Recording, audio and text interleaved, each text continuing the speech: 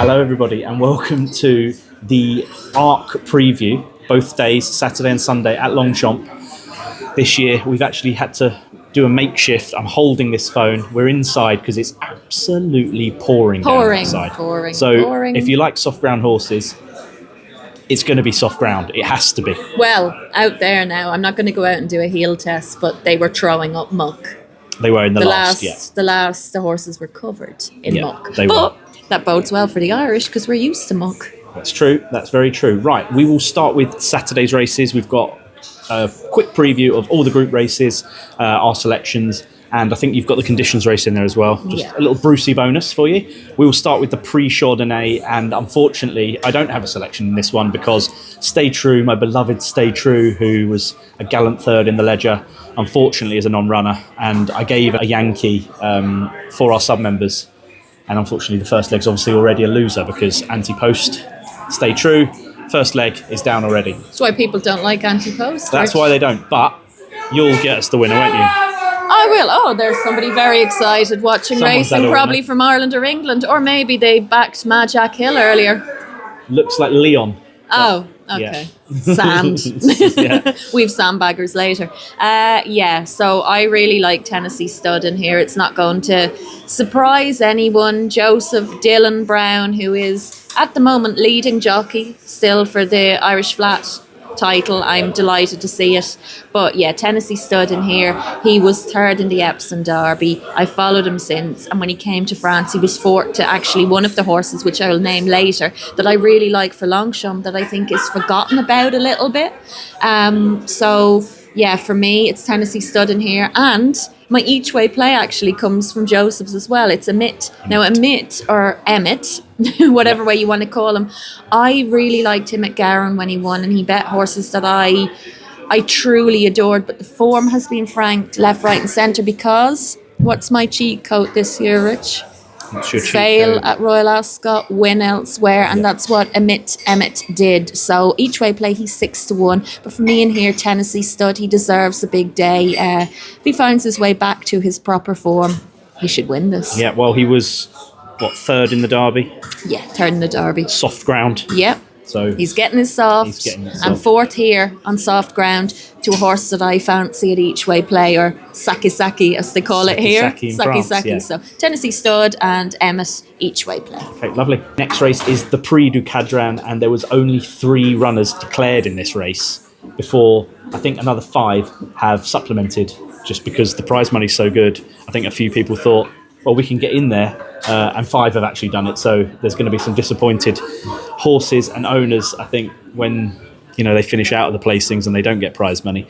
But it should be a stronger race than this, I think. It usually is. It saddens me a bit, Rich, and it's going to be a bit of a bugbear. I know we have to be quick here, but stayers, we need them. So we need to support them and we need them to turn up because for all the jumps fans, as much as you don't like the flat, we need the stayers. We do. We need the stayers. I mean, this has been Kyprios's race for a few years now, and obviously now he's gone. There hasn't been anyone to take the mantle off of him yet, which I'm sure there will be. We had Stradivarius, Kyprios, and we'll have another. I'm hoping it's Stay True in future. Yeah. Obviously, Scandinavia won the Ledger. Yeah. Those horses are obviously a bit too tired. Which is a pity. He's kind of gone now for the season too. Yeah, but your old favourite, the favourites of favourites. The favourite for this is Coltrane. To say that he's favourite for a Prix de Cadran shows you that it's probably not the strongest renew in the world, but he owes nothing to anybody. He's an absolute stalwart. It was amazing to see him win at Sandown earlier in the year. I'm not going to be picking anything out of this race and having a confident selection, but I would just love to see him win. What about you? Oh, Queenstown for me in here. I mean, anybody who knows me, it goes back to Rich, the Nuremberg Ring form, which goes back to Wadu, and you're going to say that's a strange one with you saying that, but Wadu was a French flatty over here. Yep. Okay, and again, Nuremberg Ring, they are dual purpose horses, and we're talking about stayers and that we need stayers. Well, there we go. Yeah, he's got no selfie stick. But he's got strength, like a good stayer. Yeah, so Queenstown for me. I mean, Queenstown turned out last week at the Irish Cesarewitch. Yes. And he ran a stormer. He's coming back to himself. And what I found was interesting was there was a conversation starting on Twitter, where it usually does these days, and they were saying it was great that O'Brien Coolmore held on to Queenstown, because you would have thought maybe he would have been moved on to Australia or whatever. Yeah. He hasn't been, so they obviously see something in him. He turns up, he shows up, and he delivers. You know, he'll get you into the each way money. Tomorrow, I hope he gets you into the winning money. What price is he? He is 8-1. Okay, he's yeah. value to me. That's not He's a bad value price. after his performance in the Cesar, which I mean, it's a lot. It's a quick turnaround. He is going to get you into the money, though, I think. And Yes, I mean, it's a step up in class from Cesarewitch, and a quick turnaround, like you say, but it's a step up in class probably on paper only, because some of these, apart from, Coltrane's been there and done it, a few of these have something to prove, so... Same with Sunway. I'm going to say here, I'm going to give him a quick shout. David Manoussier sent him over here last month. He didn't really perform, but you can't forget the way he was in the Irish Derby, and he's got Sabine form. Now, Sabine won again last week, the good Aga Khan horse, and Sabine actually goes to the Arc sale tomorrow, okay. So it'll be interesting to see what he makes. So Sunway, let's hope he finds his way again. But for me in here, Queenstown, and whatever happens after that in the Prix de Cadron, I'm happy. But just remember your stayers, guys, because we need them. Yeah, we do. Right, we're on to the Brucey bonus. Digi bonus. The Arcana Series conditions race for 2-year-olds. Who you got? Well, I'm going to be really quick, because you need your arms. And he's struggling, guys. This is what he does for If you can see the wiggle, that's because I've got no strength. a little bit of strength. But yeah, Isaac Newton in here, I think he's a whopping price at 7-1. And Innismore, that'll be an Irish saying, so it's something big. For David Manoussier, Sean Levy's up, but Isaac Newton here, Innismore, each way play. Saki. Well, it's a very, very open race. I think the favourite's 7-1. So anything could win this. These 2-year-olds will improve at massively different rates, and who knows who's going to handle the ground best. I feel like we could get a shock in here, because I feel like Isaac Newton might want the ground on the better side. He did win on good to soft, but I don't know about good to soft out there. Trace Souplé? It's going to be way softer than that, I think. Trace Souplé. Okay, well, that's good enough for me. Okay. Isaac Newton and Innismore. Next up, we have the Daniel Wildenstein Group 2. We'll let you go first. Well, I really like Alcantor in here now. Alcantor has broken hearts a few times for us, for the subs and whatever else, but I'm going back in, Rich. I think he's got a great chance in here. He's 9-2. And if I didn't go with my Cliffy here, I wouldn't be the person that I am. But Skakuza. How many times have you heard me say Skakuza? Yeah. Now, I feel like he's an old friend because of the Curragh. He's Blue Point. I love a Blue Point. He was 4th in the Soloway Stakes, and I thought on ground that he didn't like.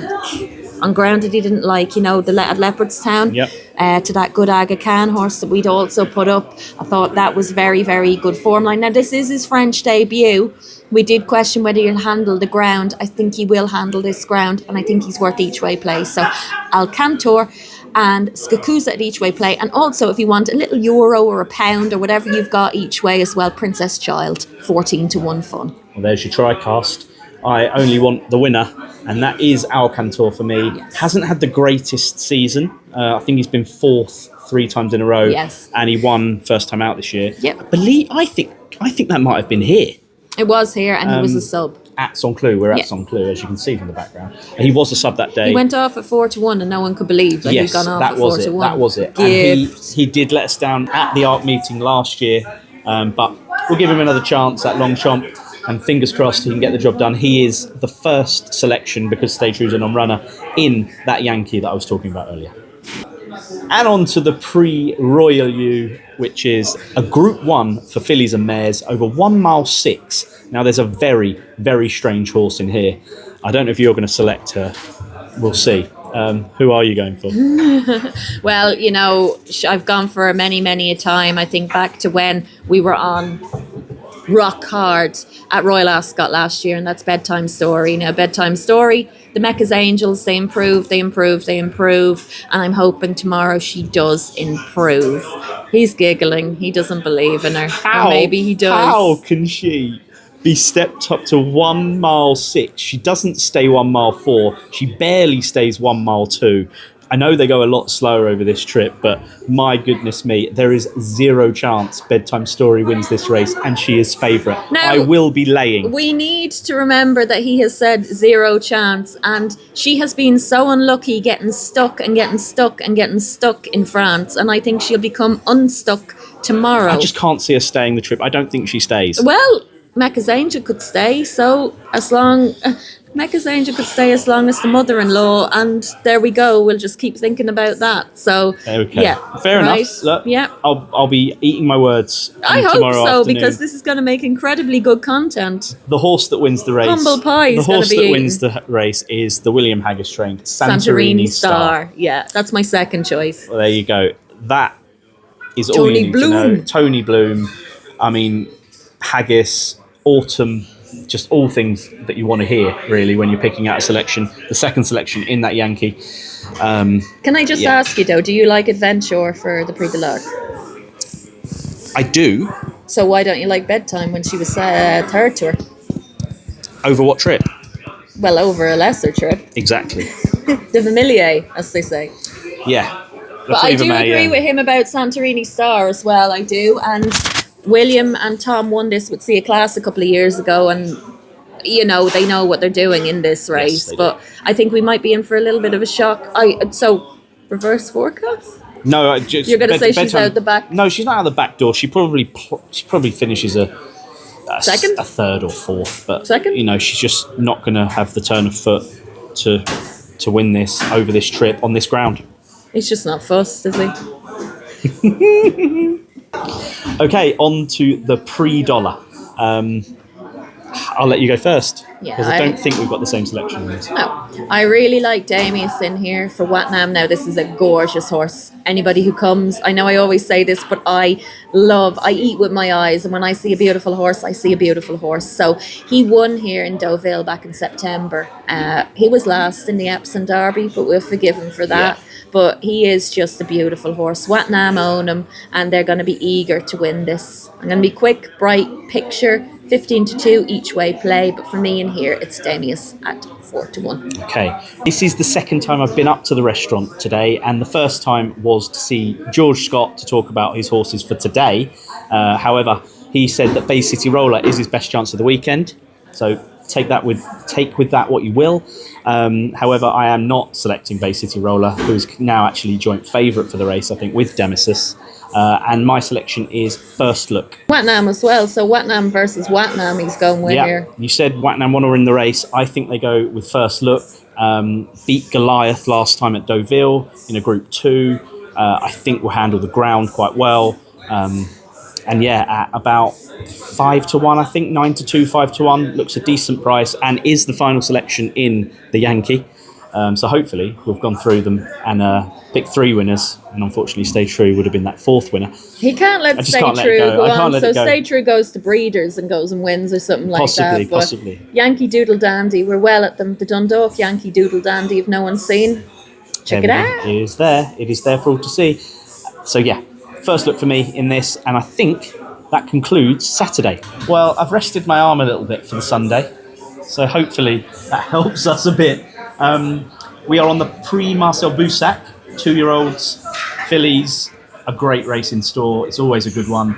Blue Rose Sen, I remember winning this a few years ago, and she was really impressive that day, and a horse I really enjoyed following. In a lot of rain as well, Rich. It was. This year, we've got a horse that I didn't think was going to run, that is running, that we have called a potential Guineas winner next year. Although he loves True Love. I do love True Love. He loves True Love. But I also like Diamond Necklace. She is a superstar. I hope that's your pick in this race, Dawn. Oh, Diamond Necklace all the way. But what I will say is Diamond Necklace and Aylin, who we followed off a cliff after Aylin's debut for Al Shahab and Ammo Racing. You might get a little bit confused with the colours, but it's Al Shahab colours. Both St. Mark's Basilica. And I keep saying he is Sire to watch. really coming on as a sire, and it's really exciting what he's going to do. So these two girls in here. Now, Aylin's 8-1. She'll love that ground, Rich. I agree. With her knee action, she will love this ground. It wouldn't surprise me if they don't run Diamond Necklace, if the ground keeps getting worse and worse and worse. Yeah. I don't think they want to, bottom her out in a 2-year-old. You don't want to jeopardise her if you're planning guineas, and that's the thing. To me, she is the guineas winner next year. We've said that already, but yeah, Aylin, I like it each way play. If it goes wrong for Diamond Necklace, or if she doesn't turn up, Green Spirit is in here and she's unbeaten. She's 2-1 fun at the minute. I think she's probably the threat to Diamond Necklace. But yeah, for me, Diamond Necklace, if she comes out, Green Spirit. And then if you want each way play, our darling girl, Aylin. I think Aylin is the bet of the race. I think a great value bet at 8-1 each way. I can't see the horse being out of the 3. I think she's very, very likely to be placed. And if the rain keeps coming, she's going to love that ground. She absolutely ate it up with a spoon at Goodwood, and we knew she would, because at York, we were all saying, that high knee action will really, play into her strengths when that soft ground comes, and it might come on Sunday. On to the Jean-Luc Lagardère, and my selection in this is Puerto Rico, another horse that will like the soft ground, I think. One actually beat a sub of mine, Gawan, when we were at Leopardstown, Irish Champions. On Irish Champions weekend. Absolutely, went from the front and then cleared away late as well, so it was a really good performance. I will give a shout out to A Bit of Spirit, who won the Solario Stakes when I was at Sandown in a blanket finish. I couldn't tell who'd won the race. I backed A Bit of Spirit that day, and yeah, I think we'll probably need to improve to win this for sure, but yeah, has a chance on all known form, but yeah, I think Puerto Rico has this in the bag. What about you? Okay, well, I can see the Puerto Rico kind of rationale. I'm going to say go for a forecast or a reverse forecast, put in nighttime, because nighttime is unbeaten and nighttime has Longchamp form. Now, Puerto Rico, if you're going off the True Love, which I again say you go back to Gastat, you go back to Havana Anna, all of that form stands up. Copal as well, form line in there. So for me, a forecast in here, because a lot of them are very, very tight, Rich, and when you're that tight, you probably want a little bit of value.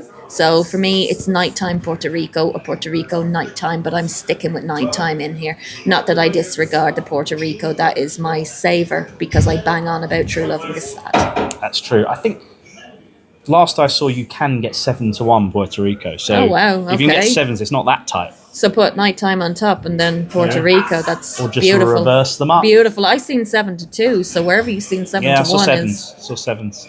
So actually, it's a good time to mention that we have partnered with the Tote. So if you're going to do reverse forecasts, don't call them that. Call them reverse exactors. Oh, okay. And you will Best partnership since Enable and Frankie. Well, there you go. I think. And you can get £40 when you bet £10 with a new account, and I'll put the link in the description down below if you want to do that. So yeah, thank you to the Tote, and we're looking forward to a long and successful partnership together. And now it's time for the sprinters in the race that nobody can see unless you watch it on the telly, because it is in the middle of the car park at Longchamp.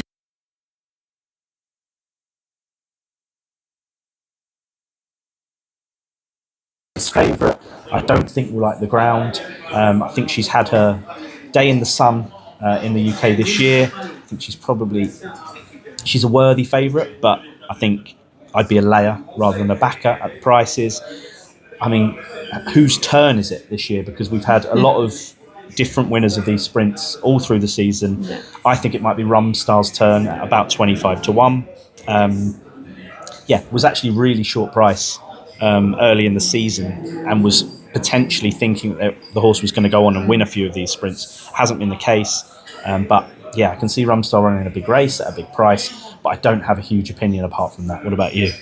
I really like, if you're going to go off, you're saying Rumstar, that race at Goodwood where we were lucky enough to be in the parade ring with them spicy sprinters. Yeah. Again, another cheat code. Frost at Dawn in that King George. You've had Big Mojo come out of that. You've had Asphora come out of that. Let It Be Frosted Dawn. Frosted Dawn was third to Asphora the last day.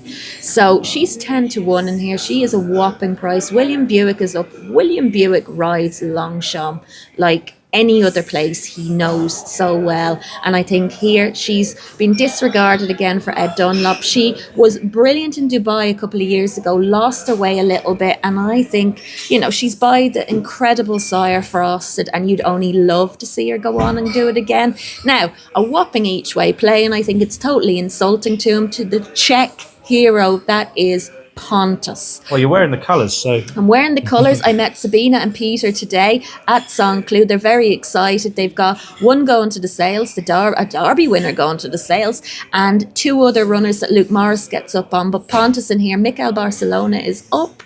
And it's very, very exciting for them. At 25 to 1 fun, he shows up, he does it. What more do you want him to do? What more do you need him to do? He doesn't know his price. He's a dude of a horse, and he's just going to turn up and perform for Sabino because he absolutely loves her. But yeah, each way play for Pontus and the win for Frosted Dawn. All in the name. Do you think the ground might be against Pontus? No, I think he'll like the ground. I do. He's used to over here, Rich, and he was over here in September and it was a bit soft. As long as it doesn't turn into soup. Okay. Nobody wants soup. What are you going to look for there, Jaws? That's it. That's true. And now it's time for the big one. Big, beautiful one. The Prix de l'Arc de Triomphe of 2025. And I'll let you lead us off. Give me your best memory, though, first, Rich. The people want to know your best memory. My best arc memory... I've actually got two. Okay. I remember watching Dylan Thomas win. Not from the course, I was at home watching. And I remember the stewards' inquiry went on for so long that they had to finish the programme. And I think, I don't know, maybe they put Countdown or something on afterwards. I think it was on Channel 4. And... it literally came up at the bottom of the screen that he'd kept the race, which I was a bit surprised about in France. But yeah, that was a lasting memory of mine. And I think I have to say the first arc I went to was Alpinista, and even though the weather was exactly like it is out there right now, it was just magical to be there. My first arc. And we didn't know each other then, but we were only about 50 yards away from each other because we've got pretty much the same video. So we crossed paths, basically, which is, we're standing in the rain this year. And last year, 2 years ago now, 3 years ago, 2022, wasn't it? Yeah. Time so little and so much. But yeah, even before we knew each other, Alpinista crossed both our paths. Is that your favourite memory as well? One of my favourite memories. I mean, I stood in the rain crying as Alpinista did it. I'll always say when she went off at 11 to 1 in Germany that year, I was not in a bit of trouble because you never use gambling to get you out of a bit of trouble, but I was in a bit of trouble that weekend, and I'll always account that to her that she saved me. And how she went off at 11 to 1, I will never know. But you remember, Rich, it was deafening how they were shouting the sniper as he went back up. And Sir Mark coming down with the big cigar. Yep. Going down to her in tears. It was just beautiful. An amazing unicorn in the rain. Now, unfortunately, we're not having a Strange, so we're not going to have a unicorn coming through the rain. But that would be probably my favourite memory from here on course. And then the other one was when See the Stars did what he did. It was just incredible. I was working at the Tote actually then that day, and I was in the Tote shop. So yeah, talk about foreshadowing. Yeah. But that was incredible, and what that horse achieved and continues to achieve as a sire as well. And John Ox, Mick Canaan, it was just, I was sitting with my grandparents watching, and we were all awestruck. You're either sitting at home and awestruck or standing here and awestruck. So, and that being said, Rich, is it ladies first? Yes. Age before beauty. Age before beauty. Age before beauty. So I've got a collection in here, and today I am instilled with confidence a little bit more, and some people are going to say, you're crazy, you're mad, what are you talking about? But Kalpana, for me, I think we could be seeing the pink and green coming up in the rain again. I think she's been unlucky this year. I don't think she likes being eyeballed, but I think if she gets her way, she'll be hard caught. She doesn't just lose that form. She's been second. She's been a bridesmaid. I think in here she's a decent enough price too. I wouldn't disregard her. She's about 10 to 1. About 10 to 1. You'll have each way play there. Gavioletto, big Gavioletto. Shout out to Lucia Botti. I don't think he's going to run. No, Rich doesn't think he's going to run. If he does run, it'll be a bit of a fairy tale. He's 33s in here, but he is a globe-trotting king as well. Califor. Now, Califor, the Godolphin horse. That's the horse that I was talking about, the dark horse at the very start. There's a bit of a form line there. He's 11-1. I was talking to one of the photographers here today. He has him at 50-1. He has him at 50. Somebody has seen something somewhere. I think he's special. Your saucy boy, he's got a lovely draw. Maxine Guillon came in here earlier and he was like this to the sky. He is delighted to see the rain, so we don't need to worry about that. And Adventure, yes, she seems the obvious one. Minnie Hawk will place. If she runs, I think she will place. I'm standing over that. She's done nothing wrong all year, and maybe she's too perfect. That's why people aren't really going hard on her.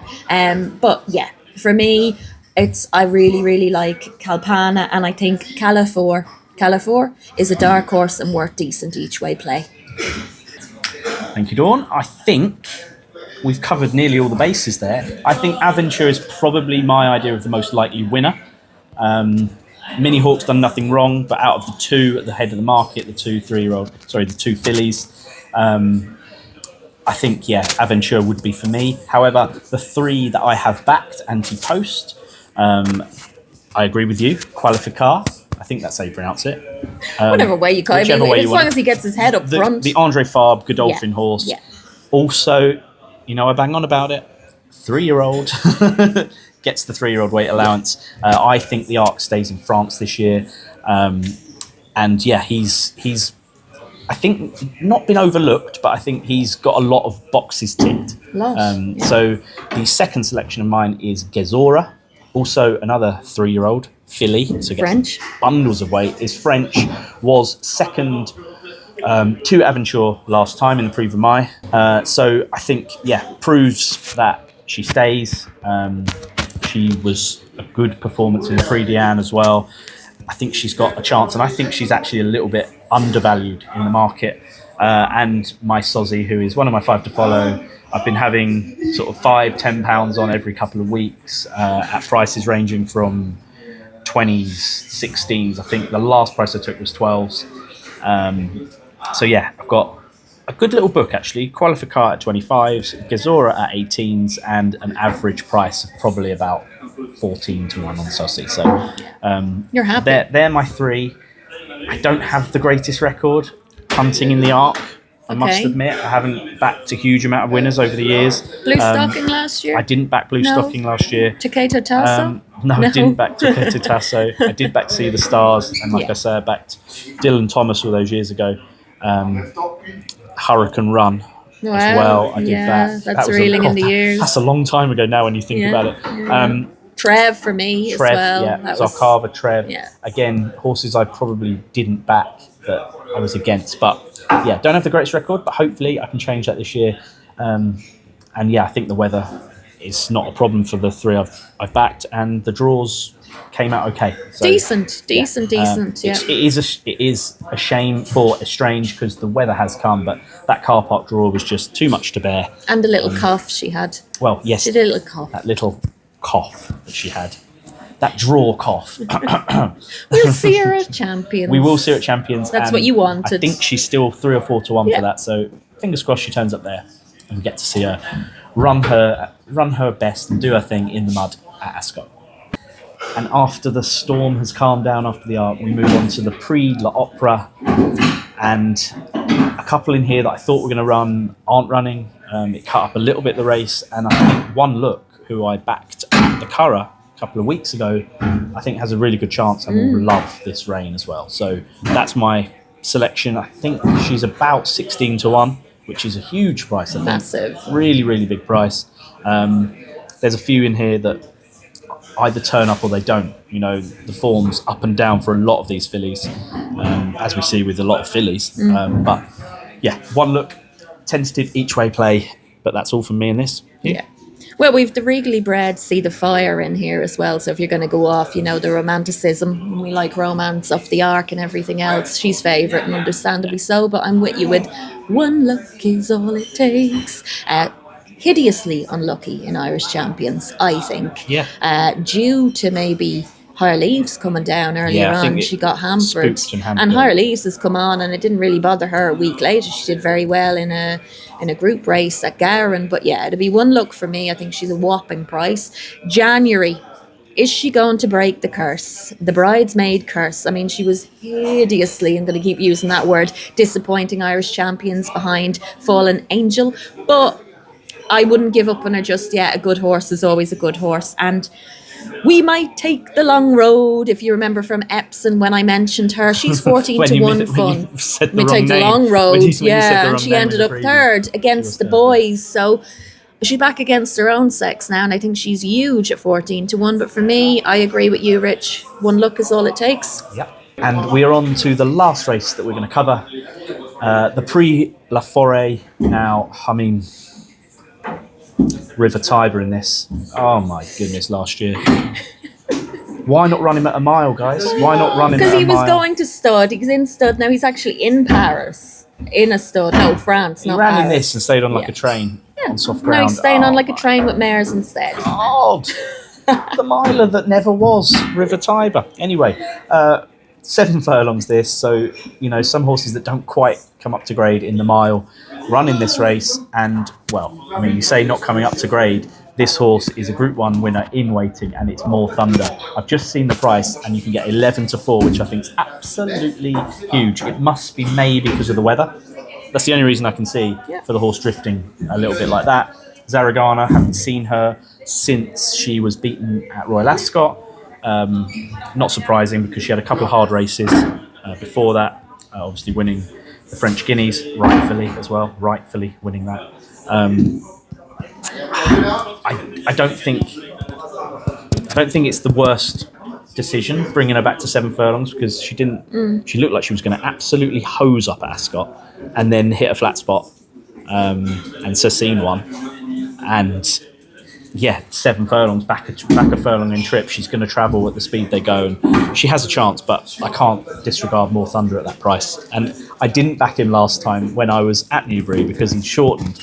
Well, I'm going to take the 11 to 4 now, and if and when he does shorten on the day and win, I won't get all the hate that I got to say, why didn't you back him? It was just ridiculous. He got spanked hard for doing it, and rightly so. I think I even sent you a message and said it the same to you. So...